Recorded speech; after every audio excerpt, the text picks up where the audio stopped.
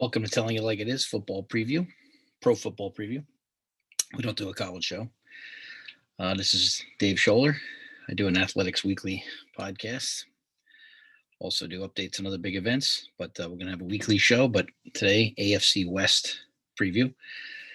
To me, maybe the deepest division of football. And the reason I say that is I don't think there's a bad team in it. As a coach, even in a different sport, you always look at those games in your division that you can count on any year. And when you have a year where you can't count on any games, your division's good, unless, of course, you're that team that everybody else counts on for a couple of W's. So AFC West can be really tough this year. It's not going to be a division on paper that people think is tough, but I don't think there's a day off. The AFC West, of course, has 6 in-division games, 4 games against the NFC West, 4 against the AFC Central.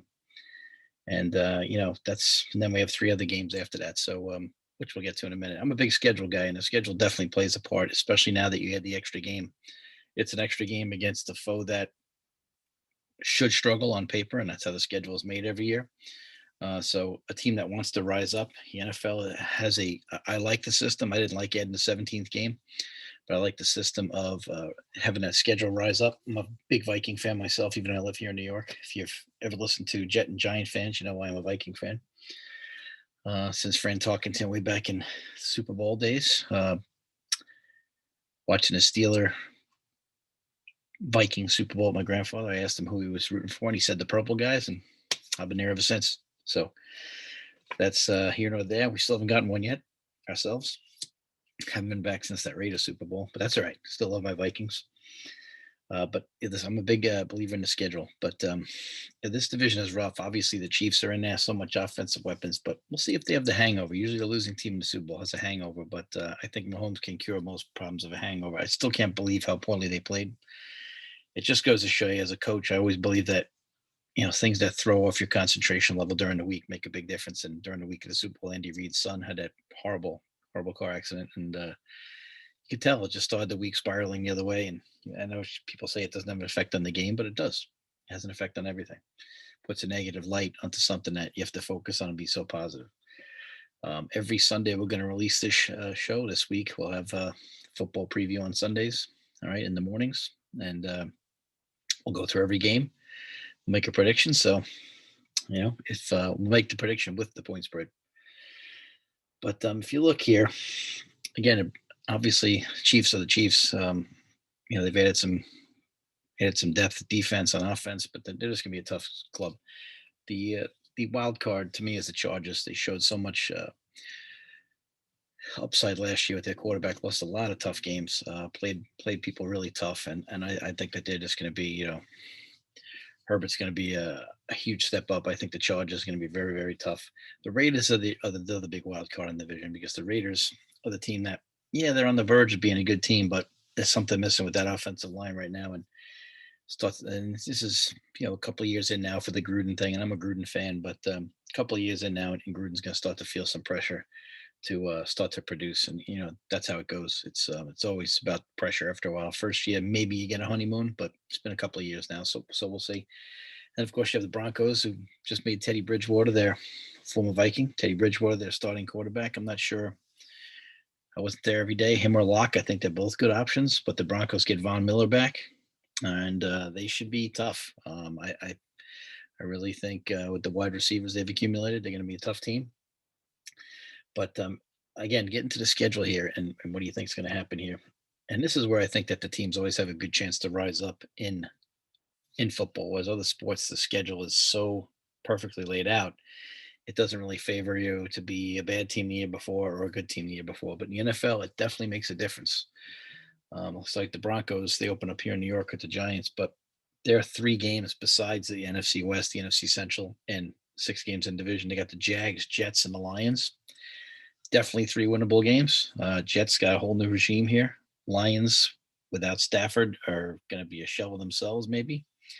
And the Jags, of course, with Urban Meyer will be decent, I think, but you still got a rookie quarterback. So I think that's, if you're the Broncos and you can get 2 of those 3 games, I think you're off to a good start. This is one of those seasons, I think, where if you're in the AFC West, if you could find a way, if you're not the Chiefs, if you could find a way to scrap out 3-3, you'd be happy in your division because I suspect that this division will do well once they travel out of division. So I feel like the Broncos here will get a leg up with the Jags, Jets, and the Lions. In addition to the other divisions, like I said, the NFC East is not as tough as it can be.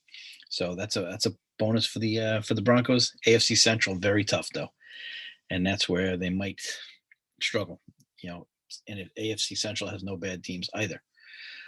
So that's always a problem. I think the Bengals leave me much improved. And that's who our Vikings are playing this week. But I think the Bengals, as the season goes on, are going to get tougher. So Broncos really got to find a way to scrap out 3-3 in their division, which will not be easy. And again, Jags, Jets, Lions, you got to get 2 of those. And maybe you could get 3.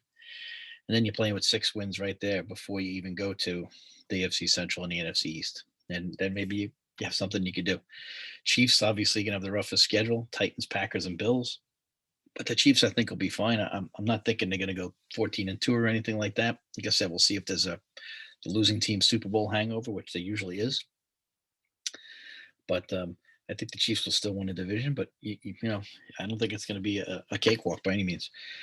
Chargers with the young quarterback and the changes they've made. They have the Pats, the Vikes, and the Texans. That's not going to be easy. I think the Patriots are going to be much improved. I think that's going to be a team that.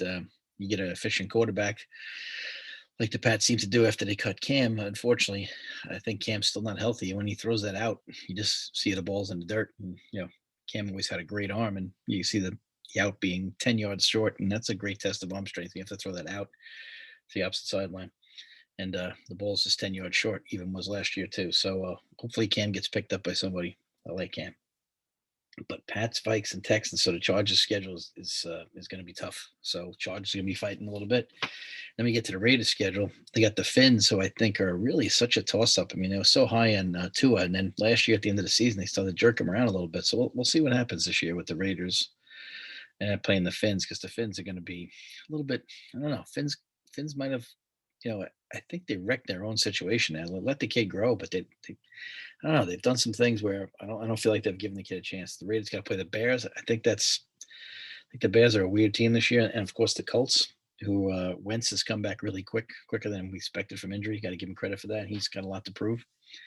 So this AFC West, I would definitely go with the Chiefs, but again, I think this is a deep division. And when I say deep, I don't mean 3 playoff teams from the division by any means. I'm just saying that there's no day where you could feel like, we can get over on this team. Now that can change with all the injuries that you get in the NFL from week to week.